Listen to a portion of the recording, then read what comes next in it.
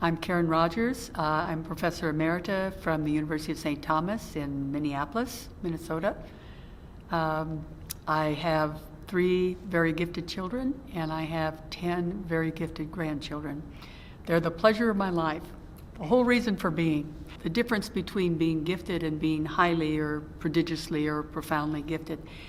Sometimes I think the labels we put on those are artificial labels.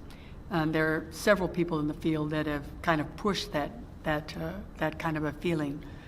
But there is definitely a significant difference in the rapidity with which people work, I think, how accurate or sharp they are in answering specific or focused questions, how relaxed or how well they feel about themselves.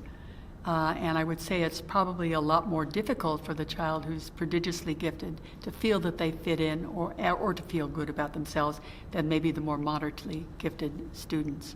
What should parents do for these children? I think the main thing they can do is to do everything they can to find out what the child can do and then make sure that they can find the way and find the resources to have that happen.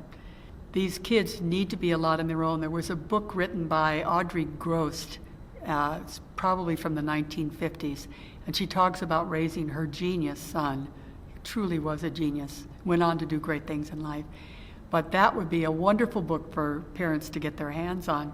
Just look at the way she went about allowing this child access to whatever he was interested in at the moment. I'm sure their house was a shambles with all the things that went on.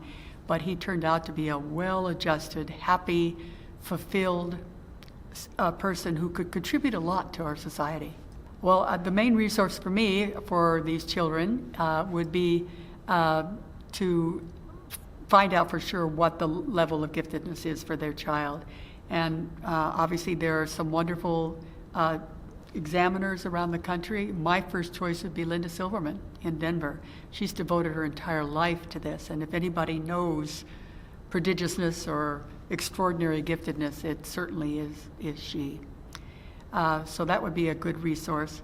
I'm not so sure we're as good with our National Association for Gifted Children. We seem to be going more towards the more moderately gifted because they are a larger percentage of the population.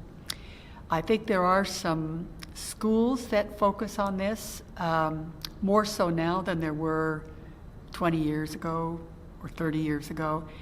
We put all those kids in the same school, and there were a lot of differences, I think, among the kids, so it was a lot difficult to do.